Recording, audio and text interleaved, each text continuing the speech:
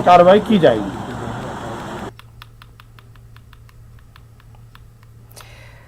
एक और अहम खबर, मुल्क भर में आज पहली सहरी के साथ लोगों ने पहला रोजा रखा।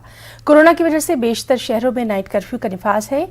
अजमेर शहर में भी नाइट कर्फ्यू है, जिसकी वजह से अजमेर दरगाह में चंद लोगों ने ही फज्र की नमाज का एहतमाम किया, बाकी लोगों ने घरों में ही रहकर इबादत की। दरगाह खादिमों ने लोगों से गुजारिश की कि वो रमज़ान के दौरान हुकूमत की गाइडलाइंस पर अमल ज़रूर करें।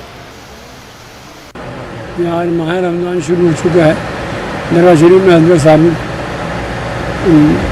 तरावी की नमाज़ शुरू हो चुकी है और जो लॉकडाउन के अंदर ही लोग थे उन्होंने तरावी नमाज अदा की बाहर से। कोविड-19 की वजह से जो कुछ प्रशासन ने इंतजाम किए हैं उसको गाइडलाइन को मानते हुए जो लोग आसान में ख़ासतौर से खुद्दाम ख्वाजा इनाज रहमतुल्लाह अलैह अंदर मौजूद है, उन्होंने इंतजाम किए, लोग बाहर से नहीं आए।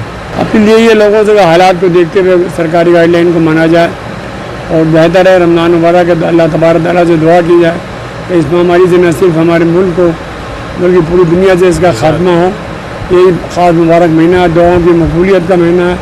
ख़ास तौर से अपने घरों में बैठ के दुआ करना चाहिए। उन रोज़दारों से यही सरकार की बारगाह से गुजारिश है, सरकार गरीब नवाज़ की, कि तमाम लोग नमाज भी पढ़ें, कुरान भी पढ़ें, लेकिन जहाँ तक हो इस सरकार के जो गाइडलाइन है उसका पालन करें, इबादतें खूब